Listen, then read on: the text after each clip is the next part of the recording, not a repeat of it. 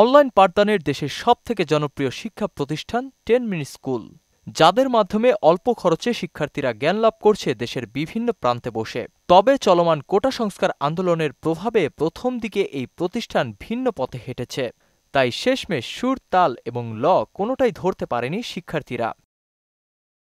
বর্তমানে অনলাইন পাঠদানে দেশের জনপ্রিয় এই প্রতিষ্ঠানটি বন্ধ ঘোষণা করা হয়েছে। গেল শুক্রবার দিবাগত রাত 12:19 প্রতিষ্ঠানটির অফিসিয়াল পেজ থেকে এ ঘোষণা দেওয়া হয়।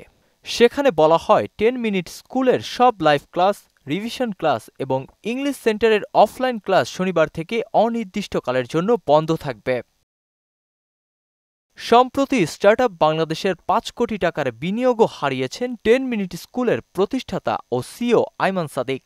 কোটা আন্দোলনকারীদের পক্ষে স্ট্যাটাস দেওয়ায় তার সাথে চুক্তি বাতিল করা হয়েছে বলে মনে করেন সংশ্লিষ্টরা। স্কুল কলেজের শিক্ষার্থীর পাশাপাশি বিশ্ববিদ্যালয়ে ভর্তি পরীক্ষার্থী ও চাকরির প্রত্যাশীদেরও প্রস্তুতিতে সাহায্য করেছে 10 মিনিট স্কুল। এই অ্যাপে বাংলাদেশের বোর্ড সিলেবাসের ওপর ৩৫,০০০-এরও বেশি রেকর্ড ভিডিও লেকচার রয়েছে। এর পাশাপাশি ৮২,০০০-এরও বেশি আছে কুইজ। সুদবিহীন ব্যাংকিংয়ে আত্মশুদ্ধির পথ এনআরবিসি ব্যাংকের ইসলামিক ব্যাংকিং আল আমিন। সবকিছু ছাপিয়ে কোমলমতি শিক্ষার্থীদের মনে খুব সহজ একটা প্রশ্ন, কেন এই অবস্থায় 10 মিনিট স্কুল অনির্দিষ্টকালের জন্য বন্ধ হল? নাসিমুল বারী সৌরভ, মোহনা ডিজিটাল।